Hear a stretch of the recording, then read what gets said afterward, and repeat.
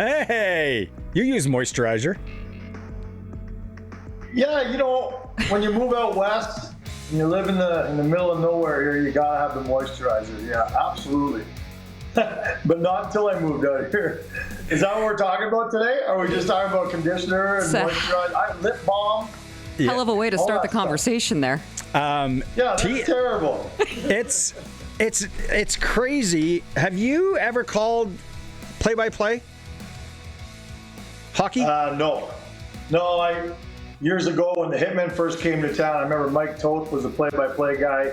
He asked me to come and do color, and I kind of heard a little bit of your conversation before. I just thought, well, I cover the team. I'm here every day. I didn't do one single minute of prep. I thought that just by being here every day and knowing the team really well, I'd be set. But you see the guys who are doing color, and they all have these. It's actually be really cool, a photo essay, all the different boards that they have, or big, cardboard. Everyone's got a different way of in every single box is a player and 2 or 3 bits of information and their stats and their height and their weight. And no, they've got it down to a science. So if you walk in cold just thinking you could just ramble off a few things about every player, you're sadly mistaken.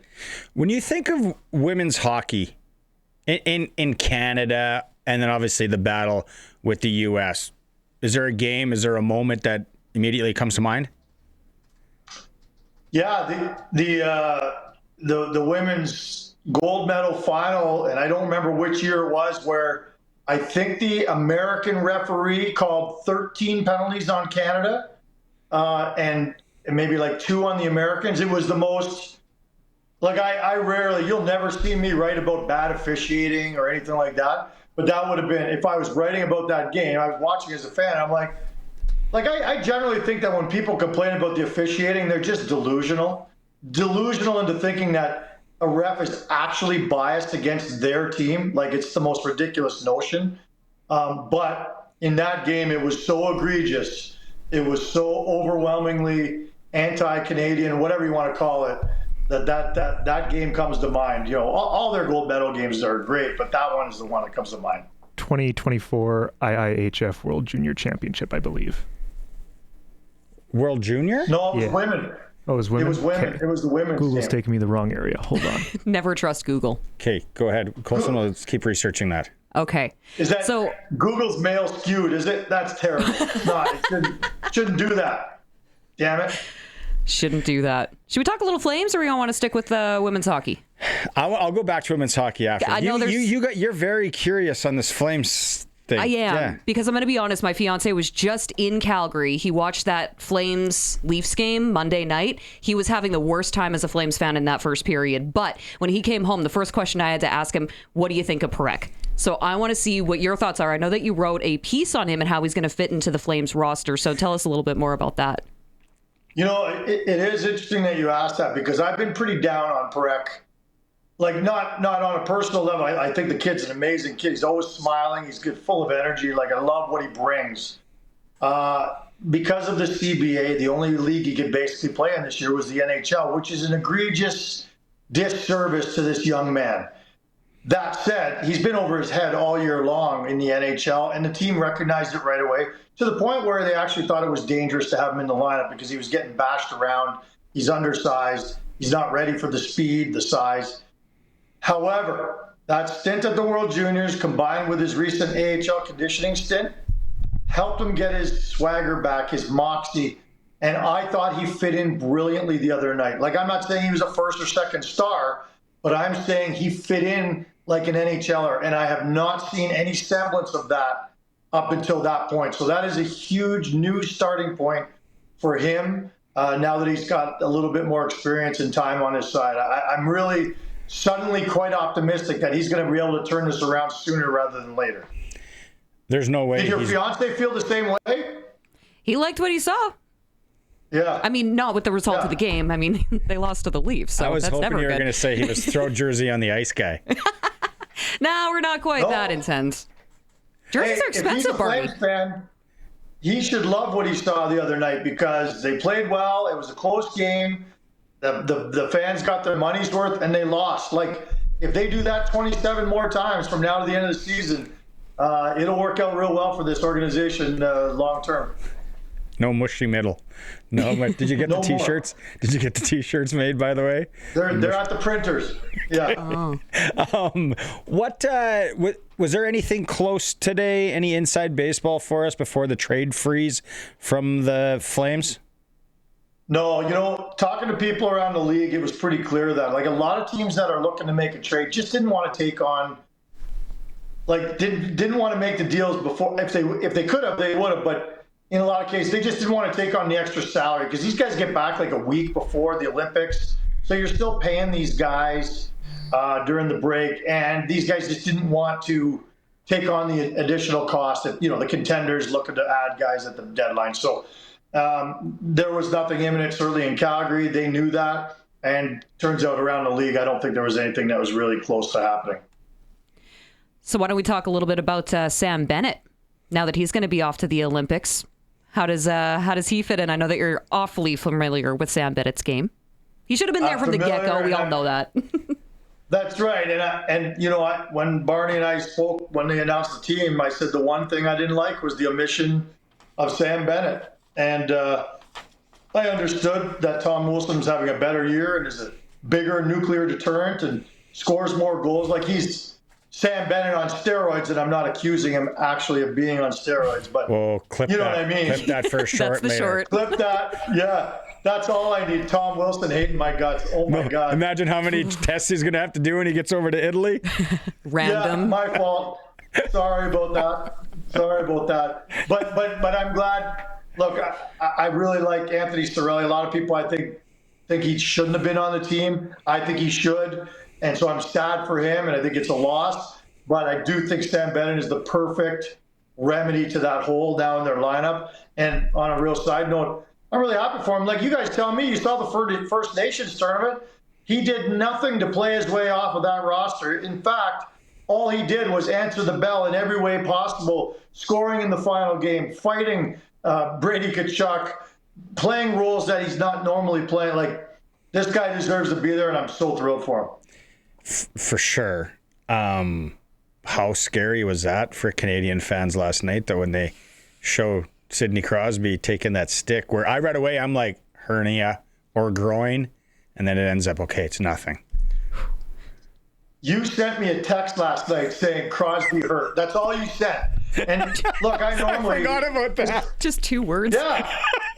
That's all. And then you went radio silent the rest of the night. So I immediately get on my phone.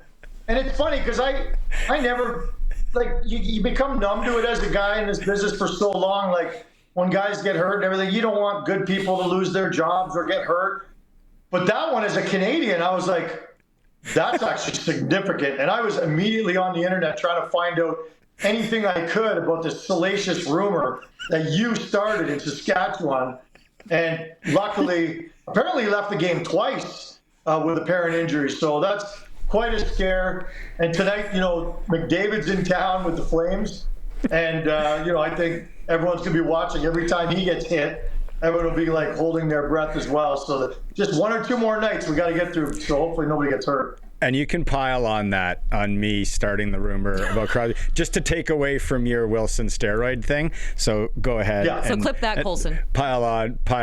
I was saying today, and I think before we went on the air, and it's like, I wonder if there's going to be any text messages shared. Not that the Oiler guys and the Flames guys are very close, but it's like, hey, how about we throw a no-hitter tonight and just everybody get onto that airplane, whatever country you're from, A-OK.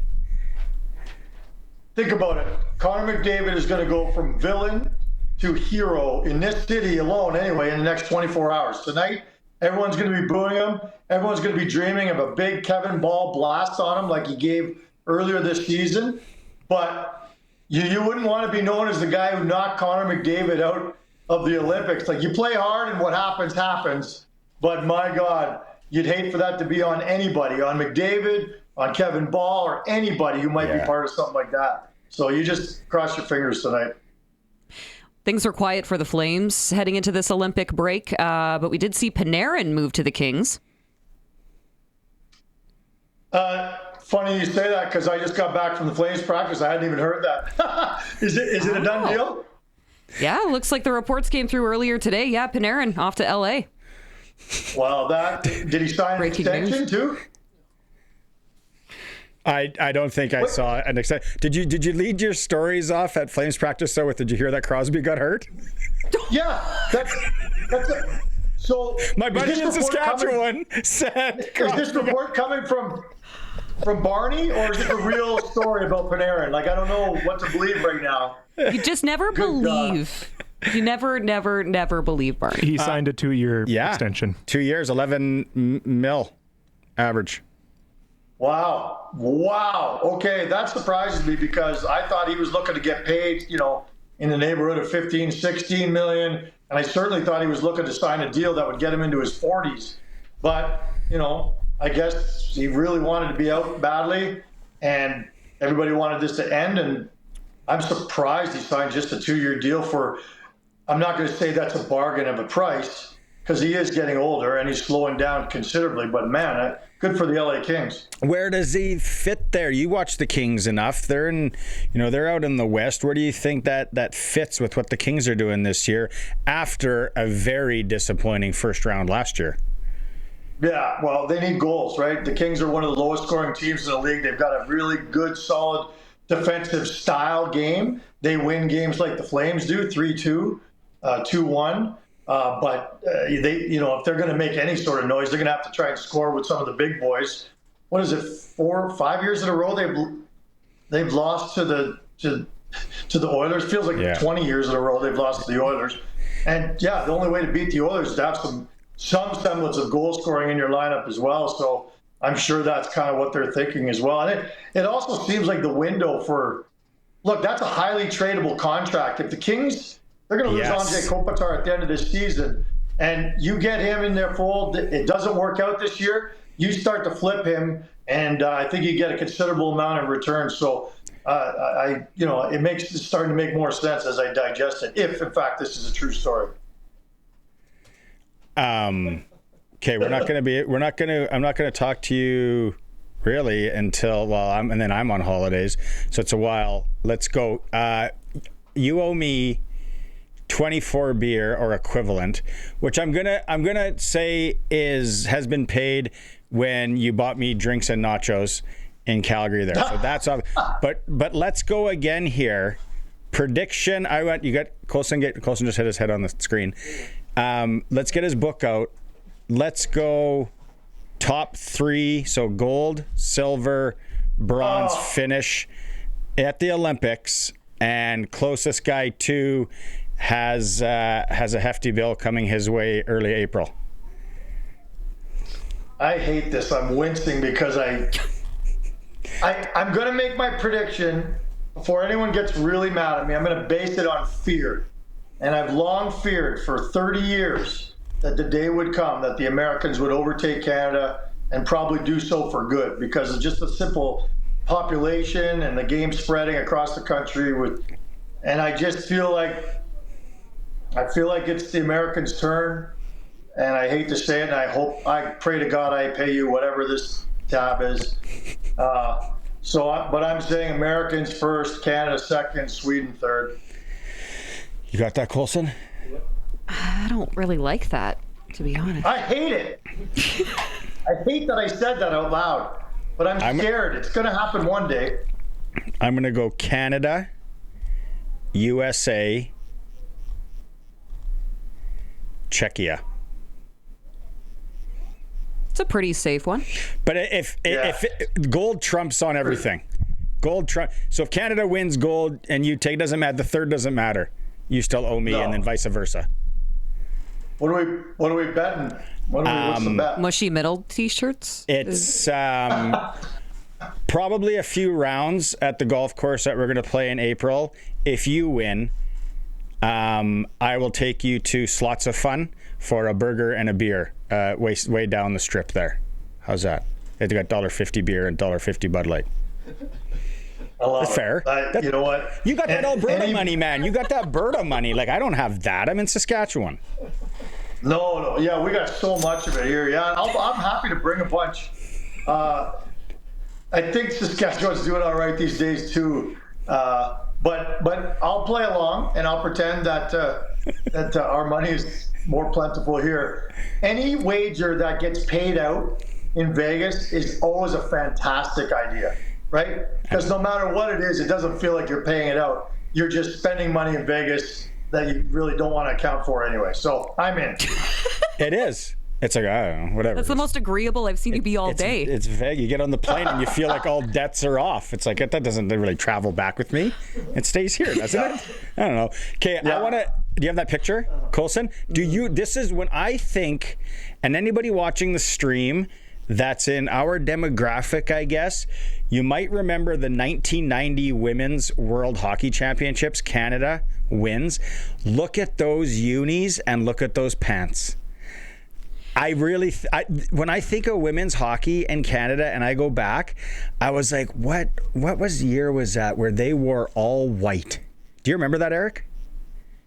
I do remember that. And over the years, Team Canada's flirted every once in a while with a look that makes the whole country go, what? What are you doing? That was one of the first ones that I remember thinking, my God, you're really going to do that? Yeah. Oh, man. Yeah, bad memories. And then that was right around the time. You can take this off the screen, Colson. It's disturbing.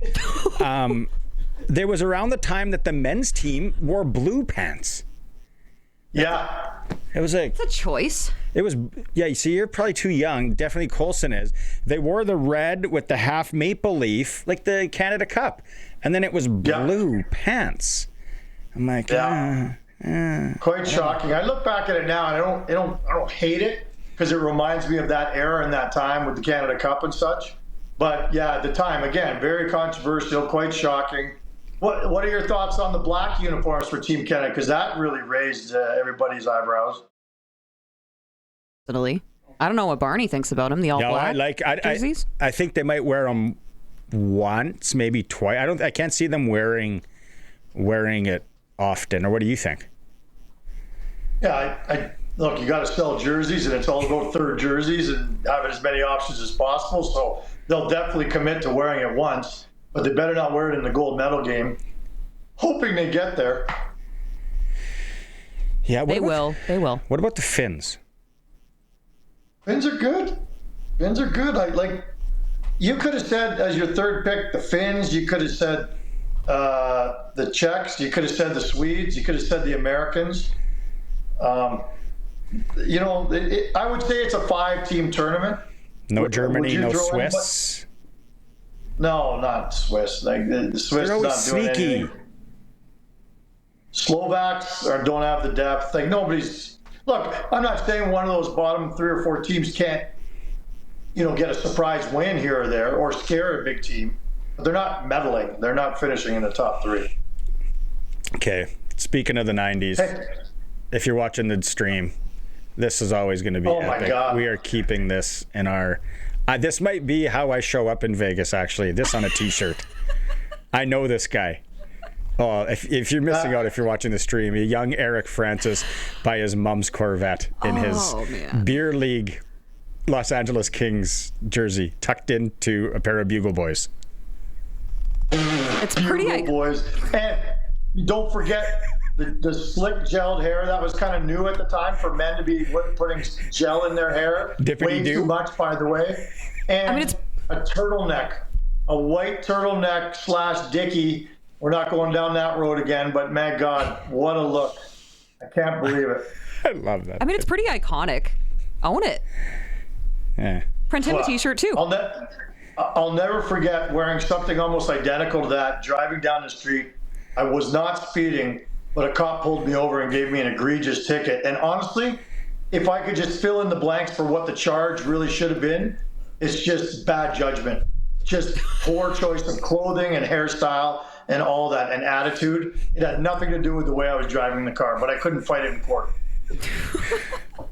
Pull out tape deck, probably, in that Corvette. No, the Corvette had a standard sweet Factory. little ride. Factory. Yeah. Factory. Right on. What's the All song? right. Get your motor running, head out on the highway. That Anyway, looks more like you were playing Bobby Brown, I would say. That's more of a Bobby Brown get up. Color Me Bad, maybe? There was a Belle Biv DeVoe tape in that Poison. car a lot. Poison. Yeah, Poison. Yeah. Yeah. That's good music right there. Oh, man. Okay, well, have fun on your holiday with all that Berta money. And then we don't talk for like 2 weeks. I'll keep you up to date on all the injuries in the NHL, though. Just frantically texting. Yeah. You are my source, so thank you. I'll be in Cabo, and I'll tell the good people, hey, straight out of Saskatchewan, I'm hearing X, Y, and Z. Thanks. Breaking news. See ya. Travel safe. See ya. Yeah. Enjoy your holiday. Bye, guys.